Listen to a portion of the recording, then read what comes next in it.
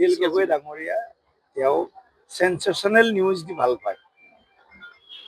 অফিসত আপুনিও মাজে মাজে যায় নে নাযায়, মই যায় না নাযাওঁ চৰকাৰী অফিসত, তেওঁ কিবা কম্পিউটাৰত বহি টাইপ কৰি আছে নেকি? প্ৰহ্লাদ বিশ্বাসে, কি নাম আছে তেওঁৰ নামটো, ZPC, তেওঁ কম্পিউটাৰত বহি টাইপ কৰা নাই নহয়, তেওঁৰ হাতত কিবা ফৰ্ম পাইছে নেকি? আৰু এইটো তেওঁ কৰিব পাৰে নেকি? এইখিনিও জ্ঞান অখিল গগৈ ডাঙৰীয়া মই যেনেকে ভিচি কৰোঁতে নোহোৱা নোপোজা কথাবিলাক কৈ দিলে, সেইবিলাক চলাই থাকিলে, ভোট চুৰি ভোট চুৰি। ভোট চুৰিটো কৰিলেতো প্ৰথম কংগ্ৰেছে। 18খন ৰাজ্যই প্ৰভিন্স, আজি যিটো গণতন্ত্ৰ দিৱসৰ কথা কৈছো, 18খন ৰাজ্যৰ প্ৰধানমন্ত্ৰী হিচাপে সেই সময়ত চৰ্দাৰ পেটেলক সমৰ্থন কৰিছিল। সেইটো লুকুৱাই ৰাখি দুখন ৰাজ্যই সমৰ্থন কৰা জৱাহৰলাল নেহৰু ডাঙৰীয়াক প্ৰধানমন্ত্ৰী পাতিছিল কংগ্ৰেছ দলে, সেই সময়ৰ কংগ্ৰেছ দলে কথা কৈছো। ভোট চুৰি পৰম্পৰা যদি কোনোবা আৰম্ভ কৰিছিল ভাৰতবৰ্ষত, কংগ্ৰেছে আৰম্ভ কৰিছিল। ভাৰতীয় জনতা পাৰ্টি ভোট চুৰ কৰিব নালাগে। ভাৰতীয় জনতা পাৰ্টিৰ প্ৰতি ৰাইজৰ যিটো আশীৰ্বাদ আমাৰ আছে, সেইটোৱে আমাৰ কাৰণে যথেষ্ট। ইয়াতকৈ আমি অসমৰ ৰাইজৰ আৱেগ অনুভূতিৰ লগত সদায় আছো, সদায় থাকিম। অসমৰ ৰাইজে যি চিন্তা কৰিছে সেই চিন্তাৰ লগত সদায় আছো। কংগ্ৰেছেতো 68 গৰাকী শ্বহীদকতো সন্মানে নিদিলে, সন্মানটো বাদ দিয়ক, তেওঁলোককতো স্বীকৃতি নিদিলে, সন্মানটো পিছত।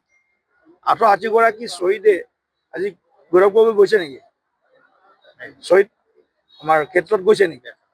প্ৰশ্ন কৰক, গৌৰৱ গগৈ কিয় যোৱা নাই? 68 গৰাকী শ্বহীদক তেওঁলোকে কিয় অপমান কৰি আছে? কোন গৈছে কংগ্ৰেছৰ নেতাই?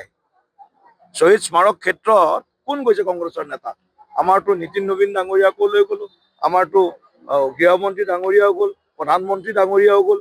আমাৰ যোন নেতা আহে ভাৰতবৰ্ষৰ পৰা আমি তেওঁলোকক তালৈকে লৈ যাওঁ।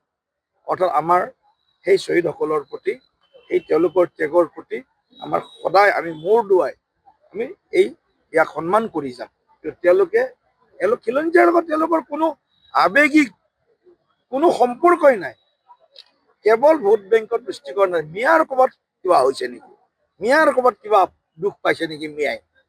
মিয়াই দুখ পাব? মিয়াকতো আমি ইয়াৰ স্বাভাৱিক নাগৰিক নহয় নহয়। মিয়া পিছত আহিছে। অসমীয়া আমি যুগ যুগান্তৰৰ পৰা ইয়াত আছো।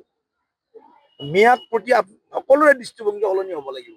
মিয়াই অসমখন খুলি খুলি খাব আমি দিব নোৱাৰো, এইটো একদম শুদ্ধ সত্য কথা।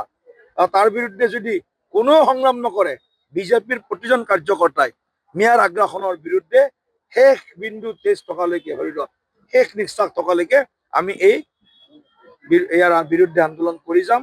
এই সংঘৰ্ষত আমি সন্মুখত থাকিম। প্ৰথম কথাটো আপুনি ZPCৰ কি কামত আছিল সেইটোতকৈ গুৰুত্বপূৰ্ণ। ভোট চুৰি কৰিব নোৱাৰে। প্ৰথম কথাটো আপোনালোকেও এইটো একেবাৰে ক্লিয়াৰ হৈ যাওক, স্পষ্ট হৈ যাওক।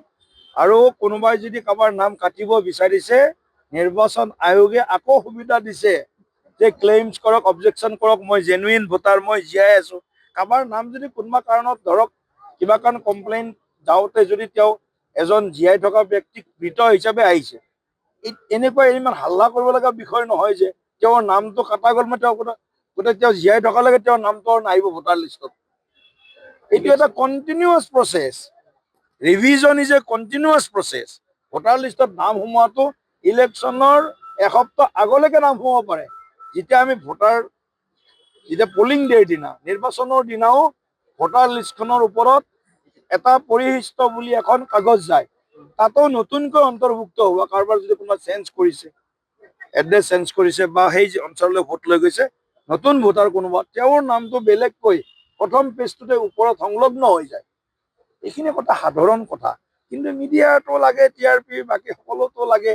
আপোনালোকেও বহুতক একদম উত্তেজিত কৰি দিয়ে।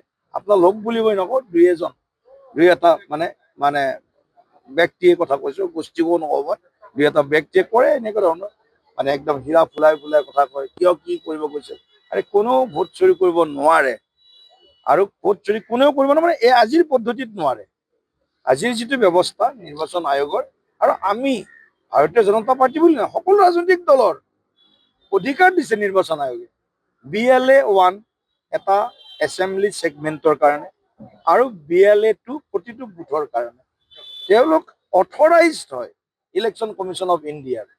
তেওঁলোকে এই কামটোত সহযোগ কৰিবই লাগে। বিজেপি এজন ৰেছপনচিবল পাৰ্টি হিচাপে এখন শুদ্ধ ভোটাৰ তালিকা আমাক লাগে। তাৰ কাৰণে বিজেপিৰ প্ৰতিজন কাৰ্যকৰ্তাই এই কামটো কৰিব আৰু লুকুৱাই কৰা কথা নহয়, দেখুৱাই কৰিব এই কামটো। ভোট চুৰি নহয়, শুদ্ধ ভোটাৰ তালিকাৰ কাৰণে শুদ্ধ নাগৰিকৰ নাম ভোটাৰ তালিকাত সন্নিৱিষ্ট হৈ থাকিবই লাগিব। আপুনি বিচৰা বাতৰি পাব কেৱল নিউজ 18 এপত। নিউজ 18 এপ ডাউনলোড কৰিবলৈ স্কেন কৰক এই QR কোড। গুগল প্লে ষ্টৰতো পাব এই নিউজ 18 এপ।